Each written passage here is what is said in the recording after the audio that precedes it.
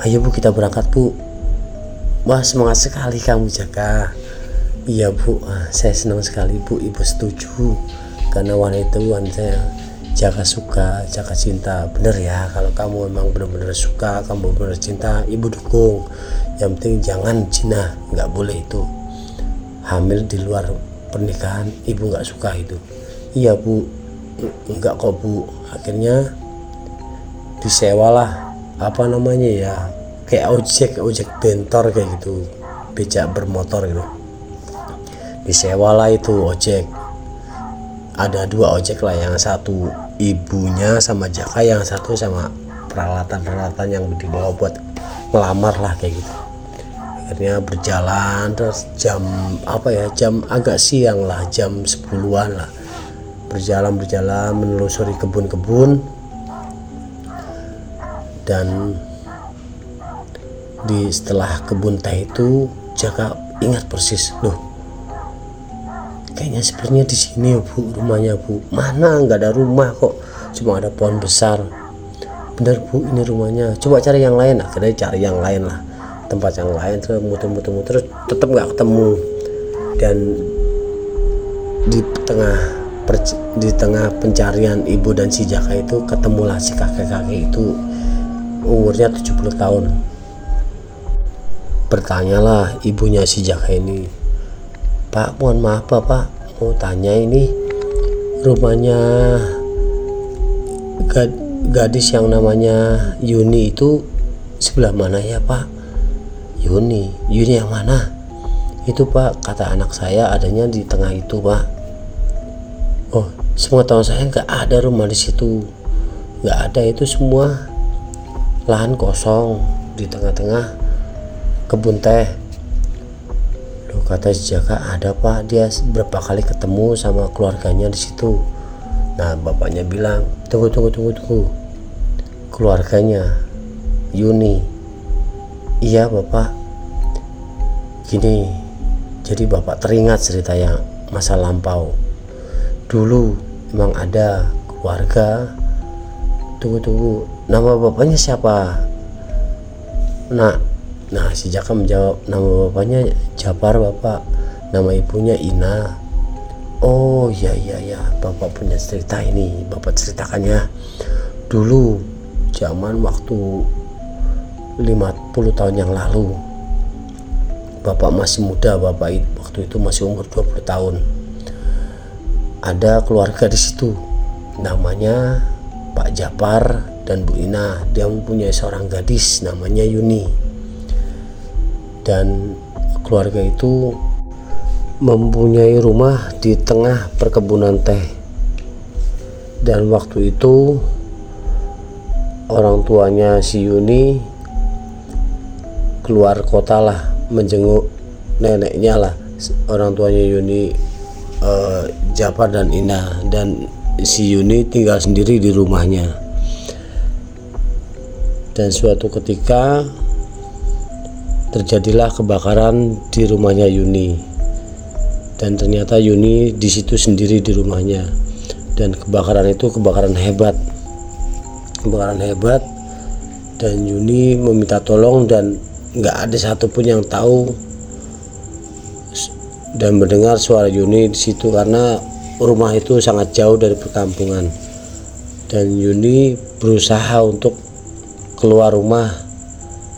Dengan badan terbakar, Yuni melompat dari jendela dan terjatuh di halaman dan disitulah Yuni terbakar dan sampai Yuni itu mati. Dan baru tahu warga kampung itu baru tahu setelah berapa jam dan memadamkan api dan melihat si Yuni itu sudah gosong lah di depan rumah, di halaman rumah itu. Dan orang tua Yuni mendengar kabar dari warga langsung bergegas pulang dari rumah neneknya. Si Japar dan Ina, orang tuanya Yuni, wah sangat sedih sekali mendengar rumahnya terbakar, apalagi si Yuni mati meninggal karena kebakaran dengan badan gosong lah, terbakar itu. Dan dikuburlah si Yuni itu di samping rumah. Hari demi hari, waktu demi waktu,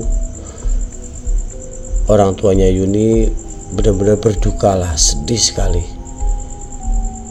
tidak tahan dengan kesedihannya itu. Bapaknya Yuni dan ibunya Yuni memutuskan untuk bunuh diri lah, ibaratnya bunuh diri, menggigitkan tubuhnya dengan gigitan ular, bisa ular. Dan setelah itu terkaparlah orang tuanya Yuni di dalam rumah itu. Sehari 2 hari belum ada yang tahu lah warga dengan kematian orang tuanya Yuni. Dan setelah itu mendengar kabar 4 hari 5 hari lah baru dengar kabar ada yang melihat, ada tamu dari warga untuk mengetuk rumahnya si Yuni. Ternyata tidak ada jawaban dari dalam, dan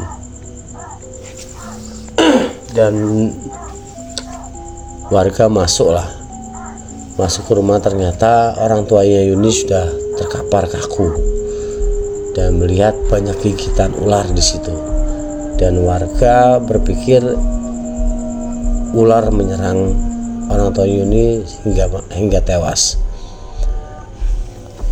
Sebenarnya kakek juga waktu muda dulu sukalah sama si Yuni itu, karena Yuni itu benar-benar gadis yang sangat cantik di desa itu, satu-satunya gadis cantik di desa itu.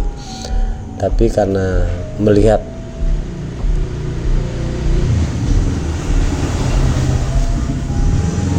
Yuni sudah meninggal, orang tuanya meninggal juga, ya udahlah, mau diapakan lagi.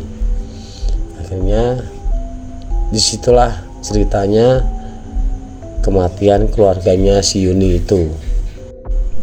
Kepada diri kamu Jaka, terulang lagi.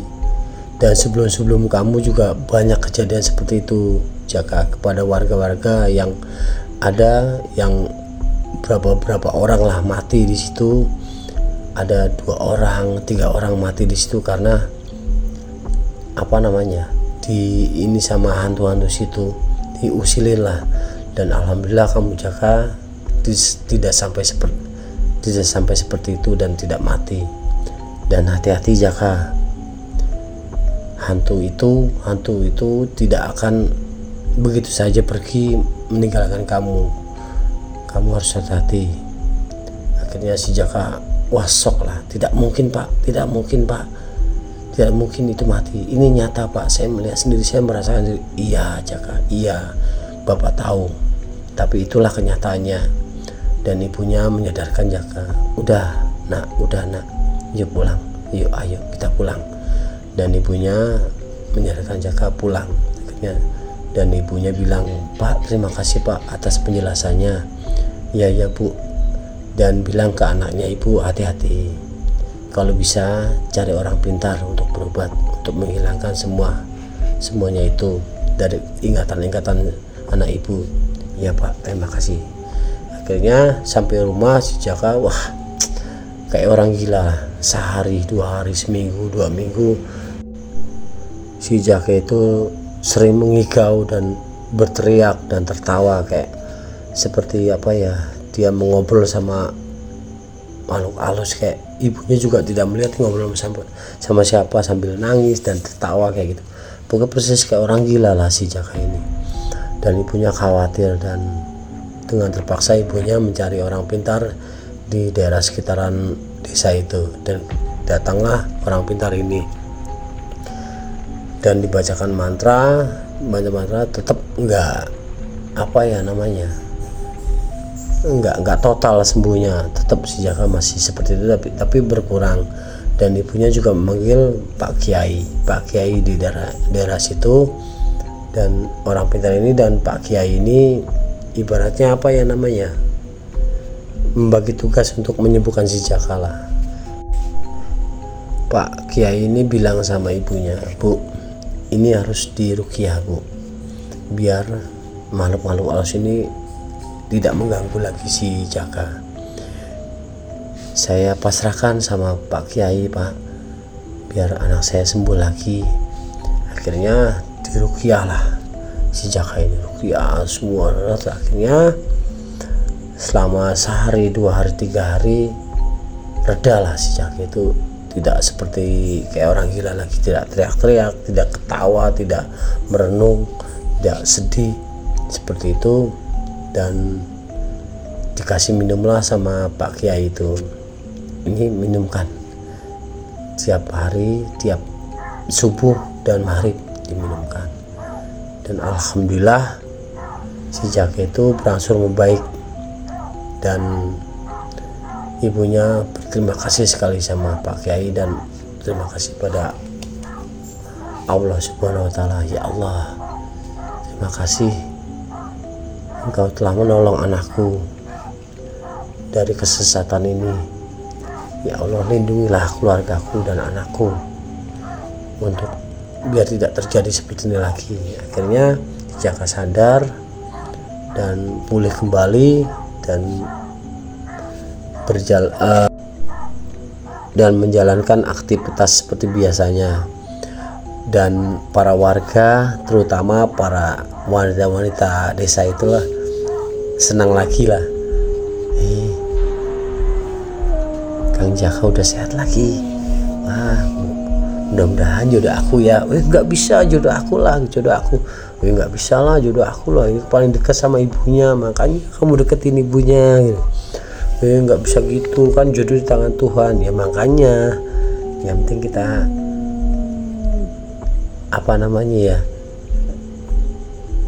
bersaing secara sehat kayak gitulah ibaratnya. Dan ibu-ibunya yang di desa itu bilang sama si ibunya Jaka, "Bu, nanti jadi mantu saya aja ya, Bu." Akhirnya, apa sih Bu, ngomong apa ya, jodoh di tangan Tuhan lah, Bu. Ibunya si Jaka bilang seperti itu. Dan semua berjalan seperti biasanya, dan selesailah cerita ini. Semoga kita bisa ambil hikmahnya dari cerita ini, ambil sisi positifnya, buang jauh-jauh sisi negatifnya. Dan dari saya mohon maaf jika ada salah kata dan penyampaian cerita ini. Akhir kata, wassalamualaikum warahmatullahi wabarakatuh. Sampai jumpa di video selanjutnya. Ciao.